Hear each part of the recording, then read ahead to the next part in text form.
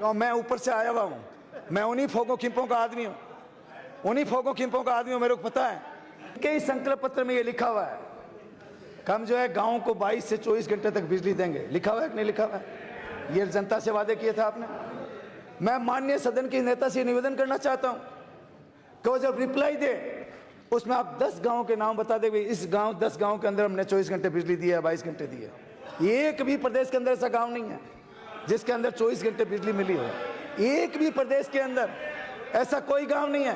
क्यों झूठ बोल रहे हो? क्यों नंबर बना रहे हो आप? क्यों नंबर बना रहे हो?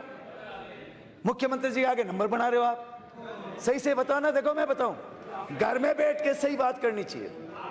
यदि सही मायने के अंदर क्यों बोल रहे हो वकील साहब? तो मैं ऊपर से आया हुआ हूं, मैं उन्हीं फोगों खिंपों का आदमी हूं, उन्हीं फोगों खिंपों का आदमी हूं। मेरे को पता है अब प्रदेश के अंदर 24 घंटे की बिजली के 10 गांव जो है बता दे रिप्लाई में। मैं निवेदन करना चाह रहा हूं माननीय सदन की नेताजी से। आज बिजली की स्थिति, किसान दुखी है मान्यवर। किसान के सामने इतना बड़ा संकट आप लोगों ने बिजली के रेट बढ़ाकर कर दिया। किसान का बेचारा सड़कों पे आया, काम छोड़ा। मैं बीकानेर के अंदर था माननीय अध्यक्ष महोदय, डूंगरगढ़ से कई दिनों से धरना चल रहा था क्योंकि हमारे बीकानेर संभाग के अंदर सबसे ज्यादा ट्यूबवेल है।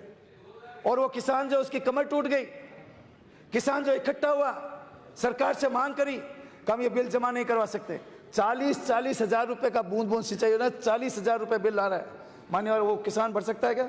एक तरफ किसान की फसल का उचित मूल्य नहीं मिल रहा, इस नोटबंदी की वजह से पूरे प्रदेश का किसान मारा गया है, पूरे प्रदेश का मजदूर मारा गया है। और इस नोटबंदी के चलते हुए आपने बिजली की रेट और बढ़ा दी। उसमें वो कैसे पैसा जमा करवा सकते हैं माननीय अध्यक्ष महोदय? उस आंदोलन के तहत फिर बीकानेर में इकट्ठे हुए।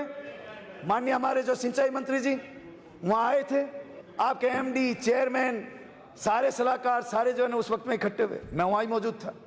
हजारों किसान वहां इकट्ठा हुए, हमने बैठ के आपस में बात करी। उन्होंने जो है हमारी मांगे मानी, लेकिन जहां वहां उस समझौते में जो बात हुई थी उस समझौते को यहां लागू नहीं करा। अब माननीय मंत्री जी आप वहां थे, आपने बूंद बूंद सिंचाई योजना का 3 साल का किया, अभी 3 साल का, और आप बात करके आए थे 2.5 साल की।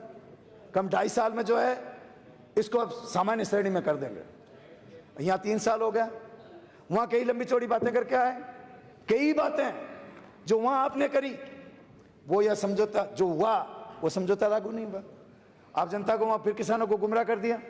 मैं निवेदन करना चाह रहा हूं सदन के नेताजी से कि जिस तरीके से आपके नुमाइंदे वहां जाकर उन किसानों के प्रतिनिधियों के बीच में बैठकर और जो समझौता किया था, बूंद बूंद जो है सिंचाई योजना के तहत कनेक्शन थे उनको 2.5 साल करने का, मेरा विशेष निवेदन है आप उसको 2.5 साल की घोषणा करें।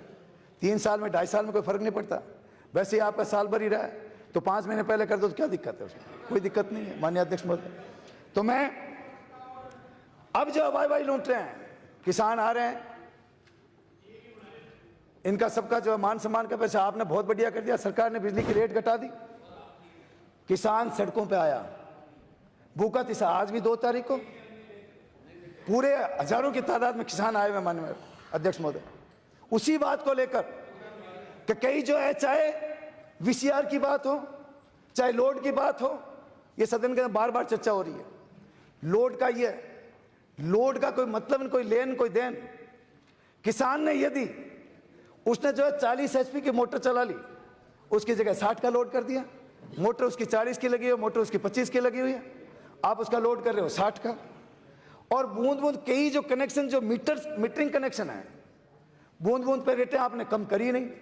उसमें भी आपसे निवेदन है मंत्री जी, आप भी वहां बोल के आए थे कि रेटें हम कम करेंगे और बजट के अंदर कम करेंगे। साधारण कनेक्शन, सामान्य श्रेणी का जो कनेक्शन था उसमें तो रेटें पहले वाली कर लिया ना, रोल बैक कर लिया।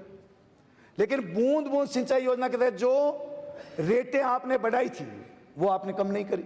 बेचारा वो किसान तो मर रहा है, उसके बारे में भी आपको सोचना चाहिए, क्योंकि वो ये किसान है उस बूंद बूंद के, वो जो इतना भारी बिल जो है भरकम भर नहीं सकता। मैं निवेदन करना चाह रहा हूं माननीय अध्यक्ष महोदय, घरेलू बिजली के बारे में कहीं कोई इन्होंने बिजली की रेटें नहीं ली।